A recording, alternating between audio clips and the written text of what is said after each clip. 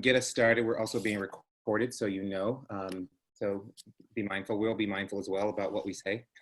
But just to say that ArtsEmerson is doing as best we can in these moments to start us off. We believe it's a really strong and great organization, and I think and know that we'll figure out how to navigate through. But just to say it's great because not only because of the folks who are on the call, but so many of our patrons, the people, our staff, the artists.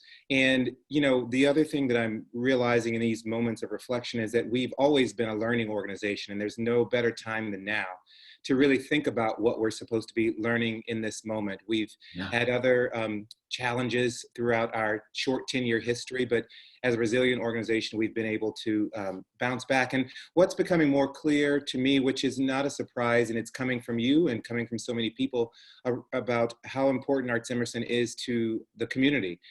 We're hearing from individuals, we're hearing from organizations, and really reminding us that we are part of an ecosystem, but have an important voice, particularly in the arts and culture sector here in the city.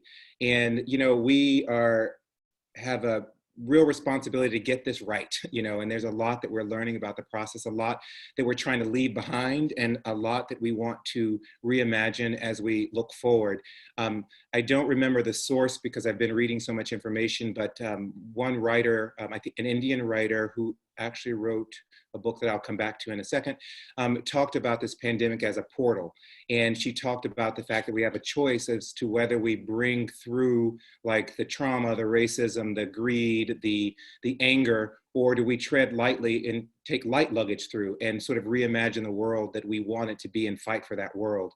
And there are a lot of things that, as you can imagine, that we're trying to leave behind, not only from an organizational standpoint, just from a social standpoint, and how we think about theater, how we make theater, what theater needs to be, for whom it needs to be.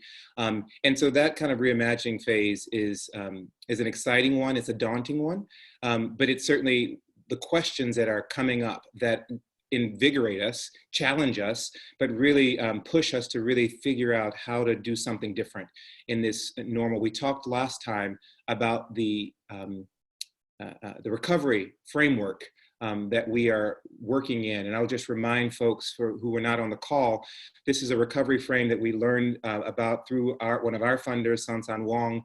It's developed by, his name is Randy Engstrom. Randy Engstrom in Seattle. Yeah. He's the director of the Office of Arts and Culture for the city of Seattle. And so he developed or sort of articulated a framework that has 5 phases. The first being to clarify the situation. The second phase is to mitigate. The third is to redeploy. The fourth for him was to recover. And then the fifth was reimagine. And we sort of switched those last 2 to be reimagine and then recover. And I just want to poke at you, David, for a second on that, because we did intentionally flip reimagination and recovery. Mm-hmm. And I don't know what it was for you, but for me it was a sense of, I'm not certain that if we focus on recovery, we will take the time to reimagine.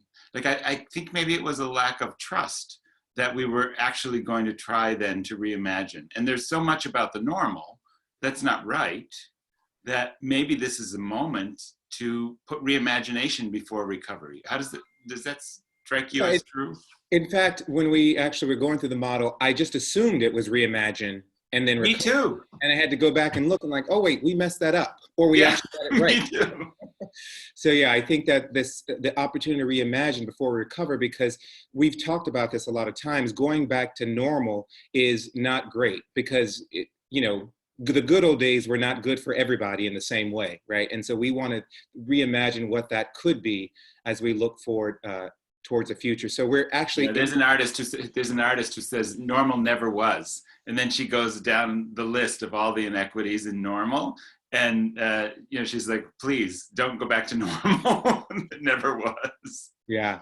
Yeah. So anyway, we're in this process where we're asking ourselves a lot of questions, and I keep reminding myself and reminding the team that we are making assumptions in real time. We can certainly be planful, but we're planning as everyone is, both personally and professionally, in very uncertain times. But we're very excited about sort of the questions and sort of what's emerging. And David, might want to talk a little bit about, for those who may not know. Hi, Edith. I see you there. Eve is my church member there.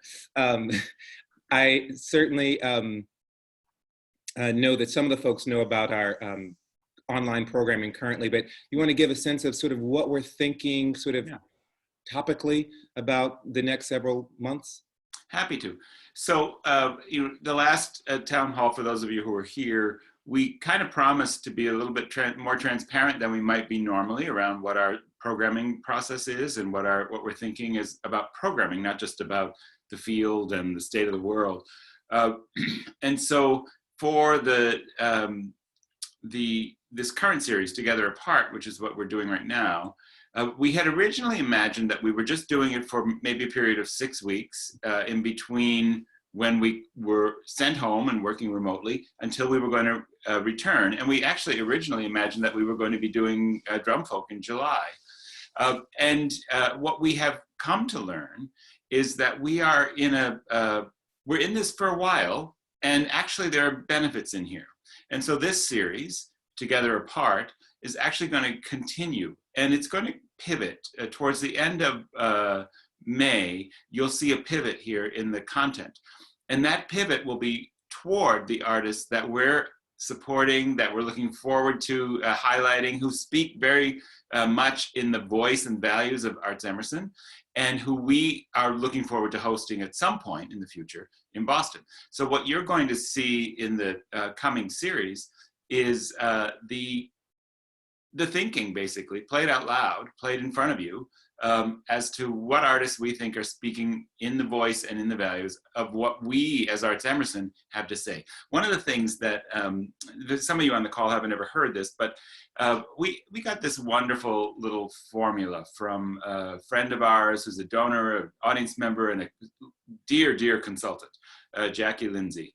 She's not on the call tonight, but sometimes she's with us on these things. Jackie at one point said she encouraged us as ArtsEmerson to ask 2 questions, not just one, but to ask 2 questions about everything that we were thinking about doing. And the first question was, is it to be done? And so if you think about this in just strictly in terms of shows, like, does this show have value? Is this show to be done? And then the second question is the most important one, which is it ours to do? And there are many, many shows that are to be done, but they are not ArtsEmerson's to do. And so what we're looking at in this Together Apart series, and I'm happy to take questions about what's not yours to do if it's to be done. But in this Together Apart series, we're going to try to show you the things that we think are ours to do. And ultimately, eventually, we hope they'll be in Boston. But we're not, we're still learning from Peter Sellers yesterday on HowRound called this virus our teacher. And I would highly encourage you to go watch that conversation with him. He's a genius, and he made a beautiful, beautiful offering on HowRound.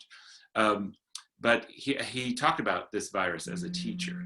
And one of the things that we are attempting to learn is how to be nimble, how to be quiet, how to welcome the next, as opposed to privileging the past. I mean, you talk about it as a portal, David.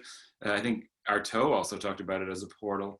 I mean, in much starker terms, are you going to drag a corpse through the portal? Is what he was asking. So I think in terms of this, if I go right back to the Together Apart series, that's what you're going to see. You're going to see our thinking out loud, and our artists, the artists that we're most inspired to imagine as the future when we return to gathering in Boston, who it is that we're so on fire to bring, to present to you live. Yeah. Just to go back to that reference, Kevin has posted in the chat the title of the article that I could not remember. It's called "The Pandemic as a Portal." Imagine that.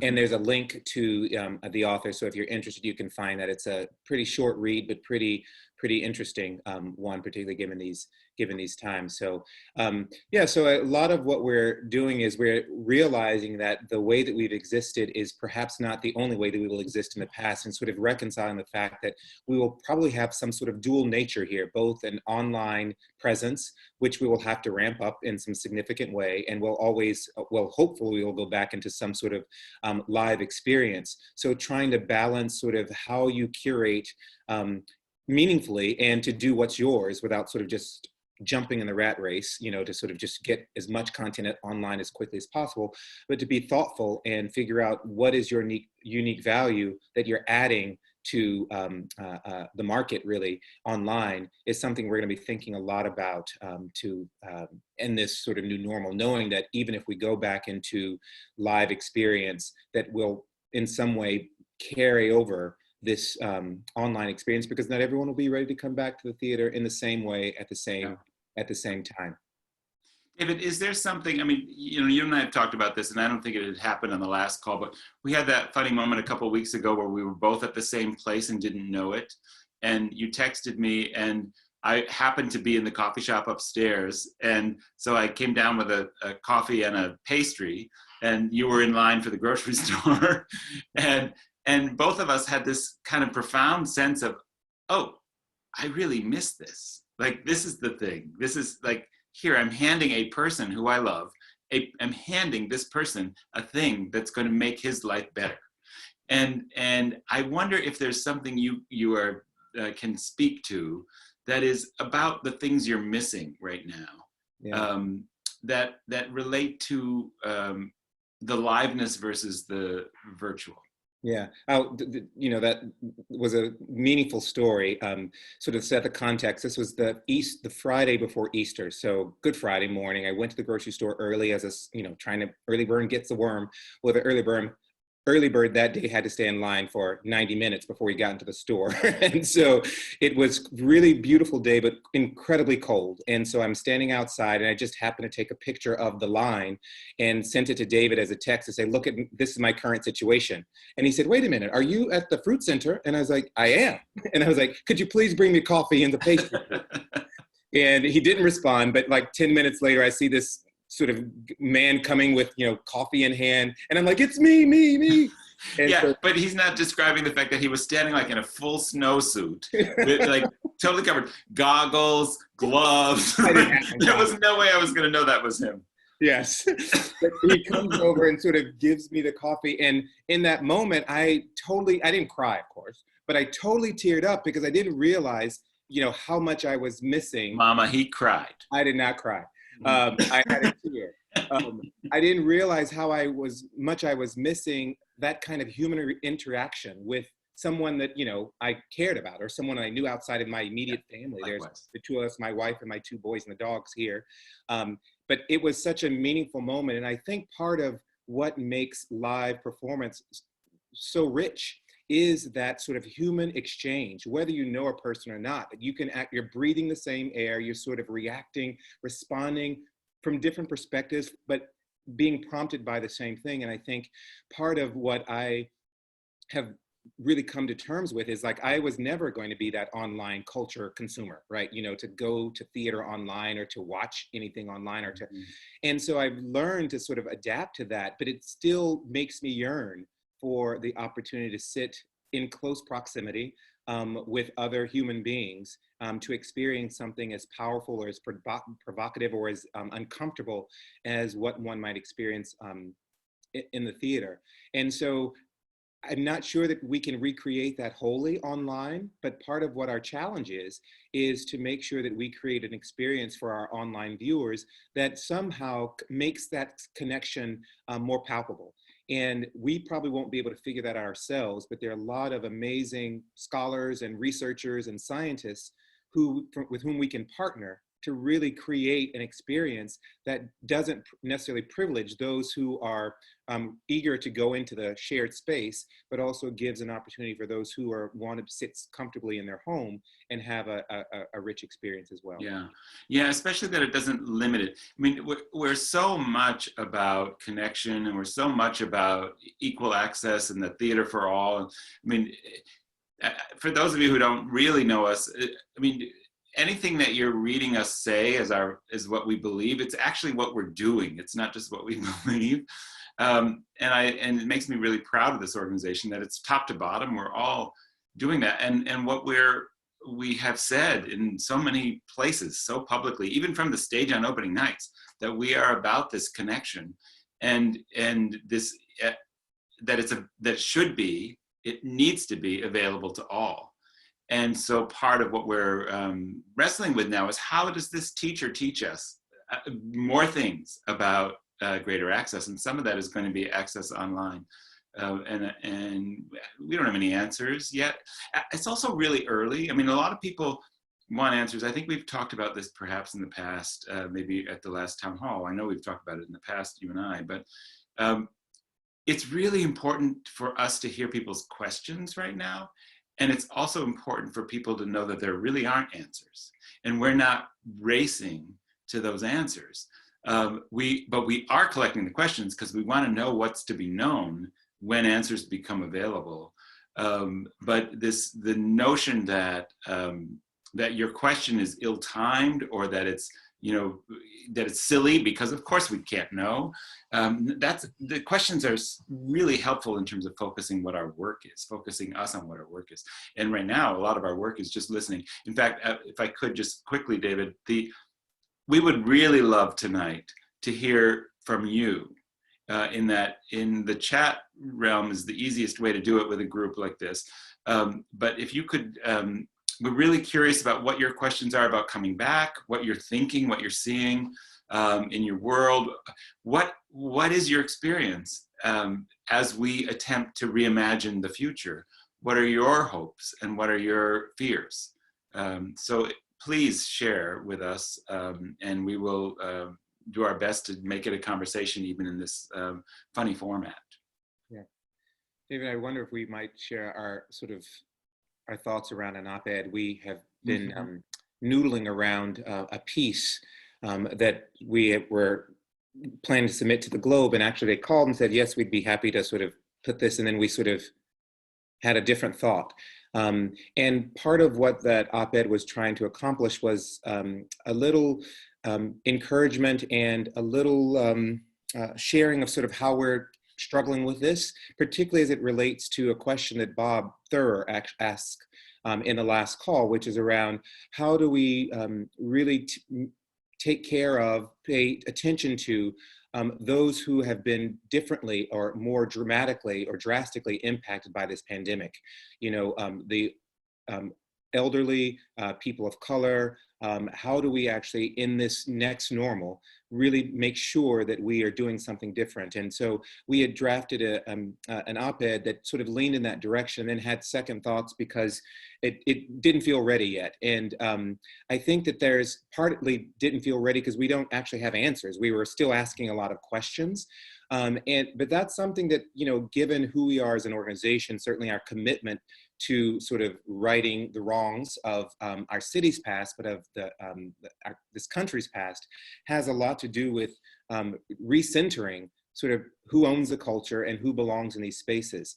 And that's something we don't actually have the answers to yet, of how best to serve, how best to be in partnership, how best to listen to what those needs are, not knowing exactly what the future holds. But so we're finding in this pandemic, we are going out with an idea and a decision, and then after some reflection, reversing that decision. We talked last time about how we were going to open up the season, let's keep the show going, and had a moment of reflection, said maybe that's not the right thing. And we've just had another experience with that in this op-ed that we realize is maybe this is not the time or the right message in this moment.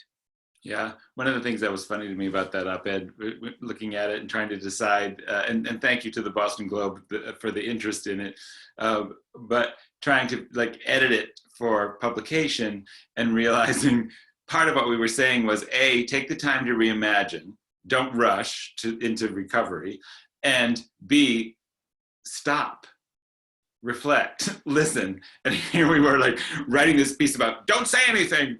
You know? So it was a little like, oh, teach yourself, you know, read your own writing, listen to yourself for a minute, you know. And we also have to acknowledge, one of the things I love about this organization and the way we operate as a team, and it's far beyond me and David, it's the whole, there's 50 people on our staff, because we operate the Office of the Arts for Emerson College. So David and I were writing this op-ed, and then we had our town hall, and we shared it with the whole team. And the people had various reactions to it, one of which was a really powerful reaction, which is we only get an opportunity to write it like this because we are part of a larger endeavor. And that endeavor has privileged our, as a community of Emerson College, our working together to try to move through this crisis as a unit, as a team. And so we're one of the few arts organizations that hasn't had to furlough its entire staff. And so what are we doing with that privilege? And how is that a learning opportunity for the field? How is it for our artists, for our community? I mean, we owe a big debt to this notion that reimagination is actually work that you should be paid for. And recovery is something you should be paid to do. And so it's a significant investment the college is making, and it's a significant opportunity for the field to have a group of people who are reimagining. I don't know if you saw Matt Harrington on your way in tonight, but Matt's our director of guest experience. So that's basically the house manager. He runs all the ushers and all the experience of people coming to the theater. And we've been talking about how does this experience online actually feel more like you're our guests and we're creating an experience, and that's his job. And so tonight you see him, he's in a tie, he has his name tag on, and he's thinking through all of the ways in which he can provide the same level of service online as he provides in the theater. And that's what the whole staff is doing right now. The whole staff is reimagining. There he is. Hey, man. Where's your name tag? We can't quite see it. All right. But that's what the whole staff is doing. And so it's, you know, in every department, people are being asked to reimagine their own job, their department's work, and the work of theater in this time from their point of view. So you're going to actually, in this series, you're going to see voices from our production department. They're going to take you through like versions of the, like, you know, virtual tours of the theaters and talk about what it takes to put the things on. And so everybody's thinking about, well, what is it now? And that's their job right now. Yeah, I think the other thing we were thinking as we were had a second thought about the op-ed is that, you know, we are a part of an larger ecosystem here in the city of Boston with other arts and culture leaders. And while we want to be, you know, a leader in our field, we want to actually be in solidarity with our colleagues. And after reflection, the op-ed felt a little, in some ways, a little preachy, quite frankly, and that's not what we meant. And so, and also David talks about the privilege that we have. We didn't want to come out as if we were, you know, so privileged that we get to tout all this in front of everyone else. And so trying to figure out what is ours to lead and how do we lead it in a way that's elegant, that's respectful, but it's also in solidarity with all of our colleagues who are like us, trying to reimagine, trying to keep the doors open, keep people moving into this next sort of this next normal. So yeah. It's a challenging time to be leading anything, as you can imagine, but also to be thoughtful and mindful as you lead, because we're not necessarily privileging sort of the economics while we are very mindful of the economics. And there's a business model study that's happening right now. We're really trying to be compassionate in the decisions that we're making and trying to partner in a new way with colleagues. I've been really encouraged and inspired by our museum colleagues who are very much aligned when it comes to responding to this pandemic. They actually sent out a joint press release when they were all closing. They actually talk once a week as colleagues, and they're also thinking about their return. Obviously, their return will more than likely be sooner than ours because of the nature of their business. They're looking at maybe some summer return, but they're all in conversation with each other around how do we come back together. And that is such an inspiration and such a challenge for us in other parts, whether it's dance, I can't speak for, but in the theater, I'm hopeful that we will also be able to work together to actually be stronger as a sector. Yes, we compete for all different things, but we don't have to think of ourselves as competitors. And I know that my colleagues feel the same way. And my hope is that through this pandemic, we will start to behave in the ways that we would imagine a sector that's strong and vibrant, how that works together as well. So part of that op-ed was like, maybe this is not the moment to talk about how different we are and how much differently we're leading, because I think our colleagues are, and know that our colleagues are having some of the same questions, are also thinking about, equity, they're thinking about, online, they're thinking about innovation, they're thinking about survival in similar ways. So I was proud, I hope that the op-ed has some life, maybe on a blog or somewhere else, but I'm really proud that we were able to sort of take a step back and think about what is it that we should be saying? Maybe this isn't it in this moment. But I also think it did its work, David, and it did it on us. Like the two of us, but also the whole staff. And maybe that was who we were talking to, ourselves and the staff. Yeah. I want to see if we can call Ellen, if we can unmute Ellen. Ellen Kalmus, she's a trustee of the college, but she's also a very important donor to ArtsEmerson and has supported us in multiple ways. And Ellen, first of all, I want to congratulate you on the success of one of your initiatives. Ellen created scholarships for students to learn the skills of creative producing, and it's named after her father, Teddy Cutler. And it's called the Cutler Creative Producing Fellows. And one of the two Cutler Fellows won the Evie's Student of the Year Award this year. Oh, I didn't know that. You'll have to tell me who. So okay, that's great. Award in a couple weeks, and you'll see it as a board member. You'll see it. But that's awesome. One of your big priorities with us has been supporting our efforts to reach school-age youth. And Ellen's been supporting the Mr. Joy Tour and some citywide reads that involve youth-based programs. And in a number of ways, young people are your priority. You've asked this question about multimodal performance. And I wondered if you could just ask it out loud and we could just talk about it.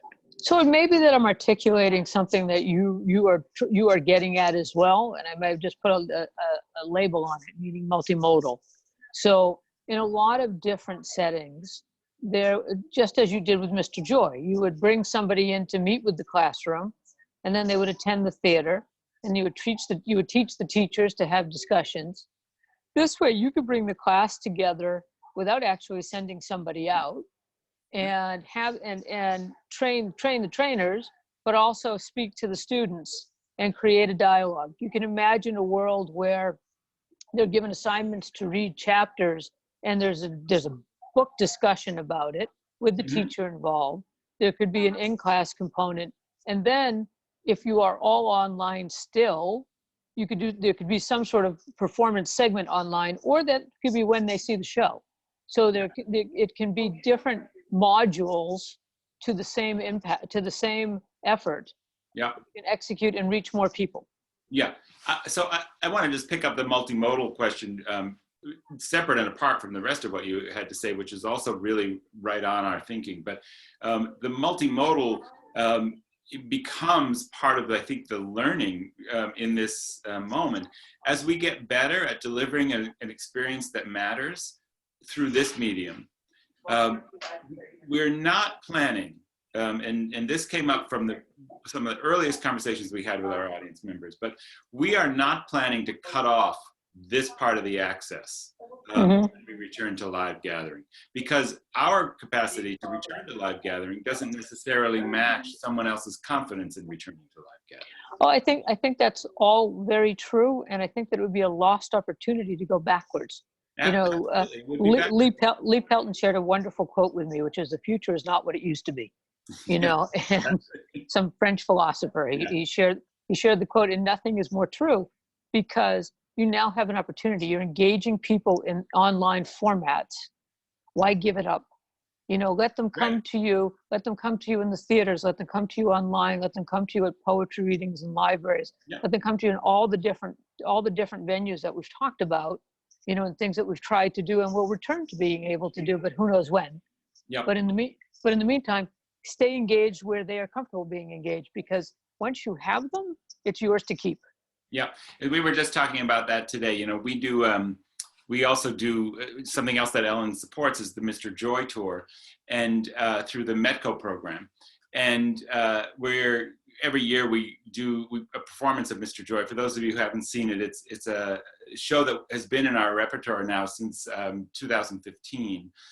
And it tours, and it is touring the entire Metco network as well as communities in Boston. We're trying to hit every zip code in Boston before it's over. And just today I was in a conversation with the rest of the folks at the college, because every year for the last 4 years, and now going on 5, we have performed Mr. Joy as part of the orientation for all incoming students to Emerson. And this year we're making plans to be able to do it both live and live streamed, in case we're not having a fully live delivery of education. We don't know yet what's going to happen with the return of the students and when. So we're actually setting up for a multimodal orientation performance of Mr. Joy. So yeah, we're learning a lot in here, and I think our priorities stay the same in terms of connection across difference and access for everyone. And so inside those priorities, what has been learned and what has been gained? There's too much pain, there's too much loss, there's too much trauma and sadness in this virus to just go back to normal. That's like, what have we done to the people who have paid whatever prices? And there are many, many people paying many prices. So we're going forward, and we're going to learn. That's my statement. David, anything on that note? Nothing to add there. It did raise a question of something when we talk about sort of the duality of how we'll have to move forward both online and sort of in the live experience. There's still a good swath of our community that don't have access, even to online, right? And so we have to not just think about let's go online, because that's not actually solving the problem. There are bigger problems that live beyond sort of our capacity, but we all have a role in making sure that we do all that we can, that everyone who wants to share in an artistic experience has that opportunity. So it just the more that we think about it, the more questions that that come up for me. But. Yeah. I mean, part of what we're doing right now around programming is trying to figure out what's the arc of the reimagination phase, separate and apart from what's the health, the public health consequences. What's it going to take for us to have the time to really learn and to really move forward with all of that knowledge? So there's multiple scenarios that we're working on right now. And they have to do with both the timing of learning and also the timing of public health and the logistics of public health and safety for the audience, and the desire to actually create something new from this moment. A lot of people, including many people on our staff, and some of them are on this call, are hoping that we will be able to make a plan and stick to it. It's a funny moment to try to make a plan and stick to it. And we especially don't want to make a plan and stick to it that's just, how do we do the same thing over again when we get back? But the multimodal notion, Ellen, thank you. It's a good one. I mean, it's on our heads, and it's not going anywhere. I mean, it's only going forward with us. Other questions will be more than welcome as we go. I do see there's another couple on this call who are kind of super fans of Seven Fingers. And I wonder if you guys had any questions specifically related to Seven Fingers, you should feel free to drop them in. One of the things that is a fun part about the job is that ArtsEmerson's, what's ours to do at ArtsEmerson is a huge range of aesthetic work. It actually has a very specific purpose in terms of how it impacts the world. And we've said this on an earlier call that for us, and when I say us, it's not just me and David. We're the hosts of this. We're the yackers. I don't know if we're even hosts. We're just we're the yackers at you on this call. But for all of us at ArtsEmerson, what's on stage is the prompt. And for many theater companies, what's on stage is the point. But for us, it's the prompt, and the point is everything that comes from it. And so we get the opportunity to work in a bunch of different aesthetics that prompt connection across difference, that prompt conversations about our community. Who do we live with? How do we live together as a community? Who are we the people? How does that become everyone? And how does access extend to everyone? And so we have some folks that I'm pointing over on my screen. The Hudson's are over there, Lisa's over there, who are really interested in the circus work. And there are other people, even some of you on this call, who actually aren't interested in the circus work, but you're there every time we do everything else, and sometimes you're even there at the circus work. So the aesthetics range, and people might have specific questions about what's happening in each kind of form that we support. But the purpose is, that's how to understand us, is what's it moving toward? Not so much how did that relate to what you did before in other aesthetic ways. So I do have a question in here. How does theater redo theater to meet the new way, living with the social distancing? Yeah, Edith. So that's a really good question. Thank you for raising that, because we have some models early. I don't know how many of you followed Barrington Stage out in Western Mass. Barrington Stage, right, David? Yeah. In Western Mass has decided to open up their theaters this summer out in the Berkshires. And they are doing several different things to sort of mitigate and sort of try to keep the audience safe. They're doing, I think, sort of one-person shows. They're actually reimagining how people enter the theater. They're doing away with intermissions to sort of prevent people from sort of congregating in different places. They're also removing some of the seats. And so that we have a colleague here at the college who's helping us think about how we return from a public health standpoint. And she shared with us that the best practice moving forward is that there will be at least 36 to 40 square feet of space per person in the theater. And so thinking about when you take the square footage of the theater, how many people can you actually get in there? And so we are just in the process of pulling together a team that's thinking about the reopening. So the actual procedural shifts that have to take place, not only to protect the audience, but also to protect the artists and also our staff. So the question of, will all of our front of house staff need to wear masks and gloves? And the follow-up question was does that actually create anxiety for the audience or give a sense of comfort? And we are fortunate to have colleagues at ART who are working with the Chan Public School of Health to develop sort of a protocol for returning. And some of the early findings coming out of that process is that audience members are typically encouraged by, even though it's kind of a false confidence, encouraged by signs that you're showing that you have hand sanitizers, in the lobbies, or you have signage that talk to people around, the distancing, and that you are doing physical things like wearing gloves and masks. So we're just at the early phase of thinking about when we return, what will it look like and what will we be able to do?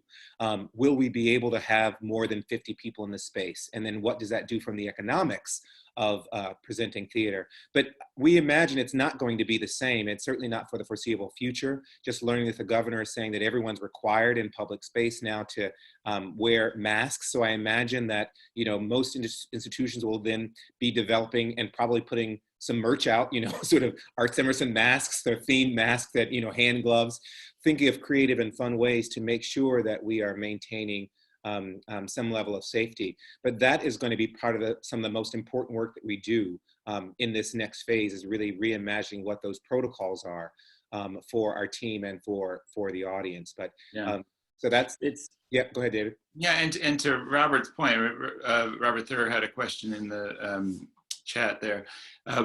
It's matching the form or the story or the aesthetic, matching the project itself to the modalities. And I think one of the things that we've done quite a bit at ArtsEmerson over the years that's probably going to change is that we've also been trying to match the particular experience we want to create to the venues that we have to use for that experience. And when you listen to what Jane Powers is saying, as David just quoted, it's 36 to 40 feet per person. Well, the black box becomes really a challenge at that point, because you barely can get the performance in, let alone then the audience in a safe space. But the black box creates a particular kind of experience. So how there go, all right, our seven fingers folks over there with their covering sisters sitting up front. So part of what we're imagining now is how do we use our venues effectively for the guidelines and for the public safety and public health, and still create the experience that we mean to create between the artist and the audience. And so it's like four-dimensional chess right now, in a way that's, it's pretty fascinating. It's also, I think for me personally, I don't know how you feel, David, it's been tempting me to rush to decisions or rush to experimentation that I am really having to work against, this wanting to be there already. I've told this story. I told David and our earlier colleague Carl, one of the things about my coming up was my family always went hiking. And I was always a bigger kid, and I loved hiking, and I was fast, and I would carry everybody's everything, and I would run up the mountains. We did it here in the White Mountains. And the one rule we had, and I'm 5 years old. So this is from really early on. But the one rule my parents set for me was that I couldn't go through a junction. I had to stop at every junction. And so what I would do is drop my pack, and I'd go back and get my brother's pack, and then my sister's pack, and then my mom's if I needed to. But I couldn't go through a junction. And I feel like right now, I kind of have gone through some junctions on my own, and I'm trying to come back and sit down and wait until we actually know where we're going and what we're doing. Well, and it's sorry, yeah. David. I'm just going to say that I think this is partly where our partnership really comes in hand, because I'm often saying, slow down, like take a breath, like where you're going, you don't even know yet. And sort of trying to both balance the ambition, the capacity, the energy, but also realizing, as David said earlier, that, in these sort of valley moments, there's a lot of learning, but if you're moving so quickly, you miss half the learning. And so part of this, hurry up, wait, be patient, listen, and then move out of that sort of confidence that you've heard the learning and you're moving from that space. And so it's a really good balance, because it's not that we can just be reflective and just sit and wait, for, the word to come. We actually have to be in motion at the same time. And I think that our partnership is meaningful in that way, because there is that tug pull. There's sometimes that I'm out ahead, and there's sometimes that we're balancing each other. But I think it's important that we, as leaders, be sort of a couple of steps ahead. We can't be like leaps ahead, but we need to be a couple of steps ahead to actually chart a course. And sometimes that course may be wrong, and we are very open about when we get it wrong, we say, okay, that didn't work. And we talk about that sort of learning as a learning and not as a failure. But it is important that we do our best to imagine faster, and ahead, to sort of chart some sort of course, which is why the frame has been very helpful. This recovery frame has been very helpful. I don't know how many Seinfeld fans we have on here, but I've been saying to myself, serenity now, and it's not working. Serenity doesn't come when you yell at it. There's a question here that says, in relation to what you've been saying, I was fascinated by Seven Fingers' ability to completely change a show on the fly when a cast member could not participate for some reason. Yeah, that was a couple of times that's happened, in the theater, whether it's for, 3, probably more. Now, that was the fascinating ability to sort of navigate and be flexible and adaptable. I know, David, I don't know if you guys were on the call, was it last week with Shayna and Yeah, they were Jim? there. Okay, good. To talk about how they've been pivoting and making shifts, which always learning from the artists, which I think we talked about last time. The benefit that we have as theater makers is that we have the wisdom and the guidance of our artists to sort of help us navigate through this, and which for me makes it somewhat essential, to have their voices in this conversation. Certainly, the creative and innovation of companies like Seven Fingers have been really helpful to us. Yeah, but at the same time, it's one of the things that we develop as artists in this field is a capacity to confront the crisis, immediate crisis, and move through it. And we're really good at that. And so, I mean, I've seen, we had a situation at one theater that I was working at where one of the actors was stuck on a train that had been stopped and wouldn't move. And the stage manager started the play with the script in her hand. And it was a man's role, but she was just there and the audience went with it. In the same way, the audience went with, oh, sorry, we're gonna open a half an hour late because we're redoing the whole show because somebody's out today. And that's a brilliant kind of capacity that artists develop. And it also, it's a trap in this moment in terms of how to plan and how to think about art. And so for me, it's been a big battle with that innate, I mean, it's a muscle. I worked it for 40 years. And I have to use other muscles that aren't about, hey, I can just read this role. Don't worry about it. I got it. I can write the grant. Oh, I can do this. Hey, I can make a whole show by myself here on YouTube. That's not the answer right now. So, yeah. I mean, there's a couple other comments, and thank you so much for sharing them. We'll try to get to them all. So, Robert, you were talking about, I think we a little bit addressed that. We were talking about the key issues, identifying the types of content that work best in each of the different forms. And I think that is a huge learning edge. Not just the forms, but also the spaces. And can we be more expansive about the way we think about space? And even what does outdoors do? We're right on the common. What does that do? I have no idea. But to have these are the reasons why you're not seeing us run out with a big season right now announcement, because there's a lot of questions, and we want to get some answers together before we run out. And then Pam, I love you, and it's a paragraph, and I'm so happy that you're here.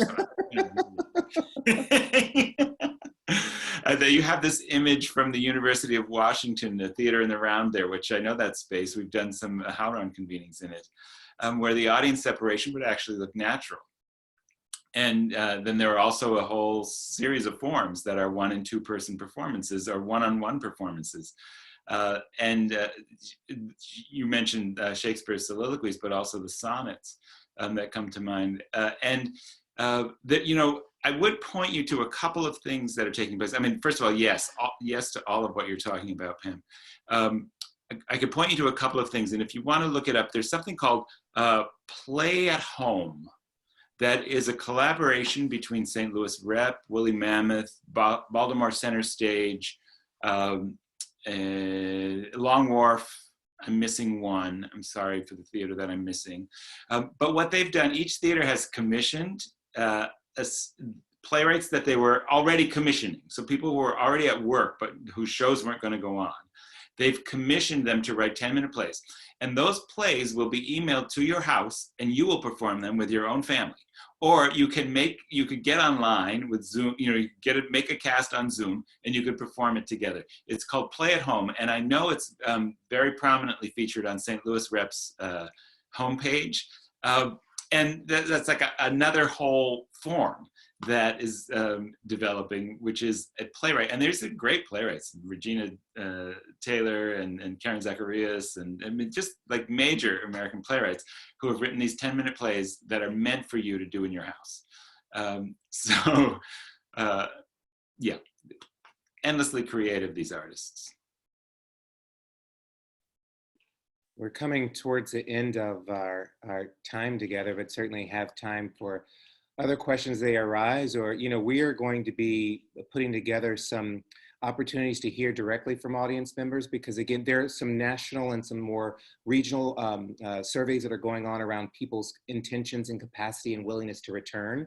But we also want to hear directly from our audiences as well. And so we're going to be doing some outreach just to hear sort of how you're feeling, what would it take, what are you looking for, what gives you confidence.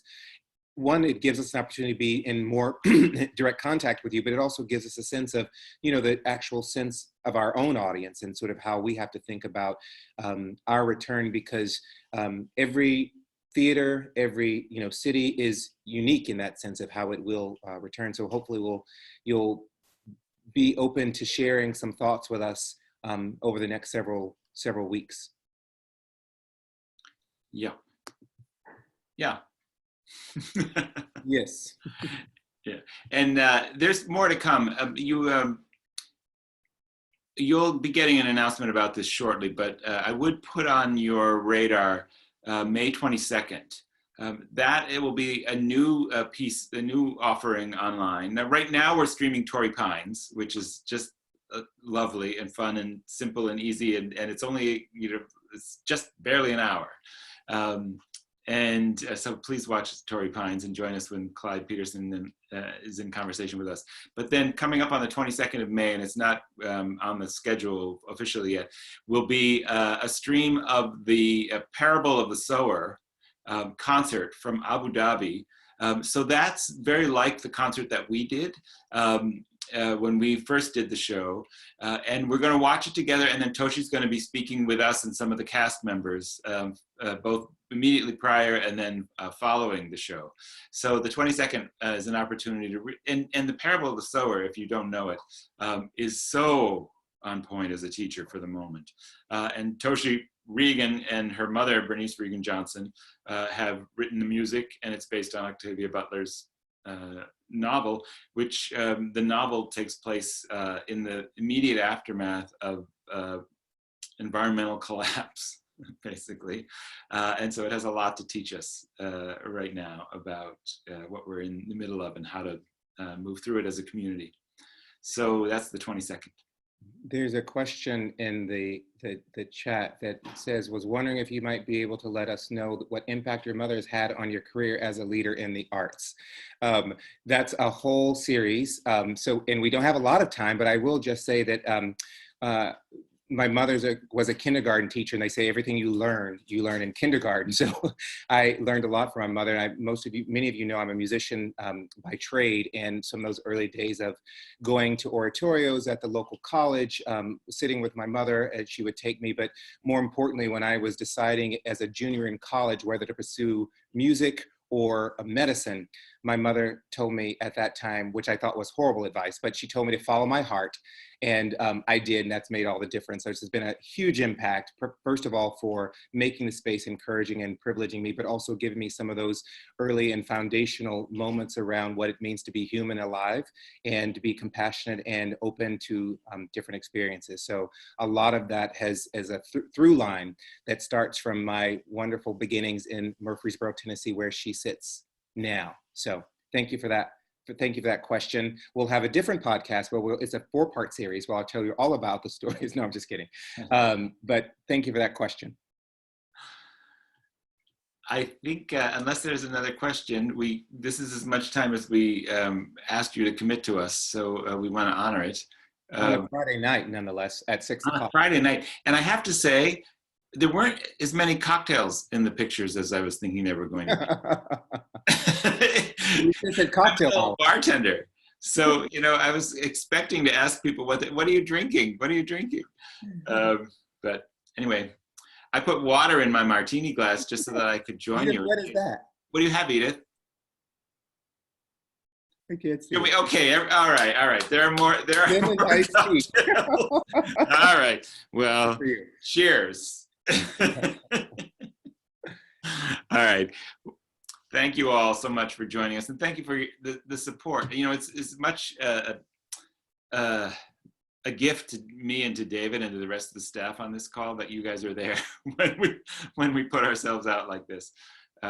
So thank you so much, and we'll see you soon, and hopefully we'll see you online in the meanwhile, but that we're going to see you soon in person.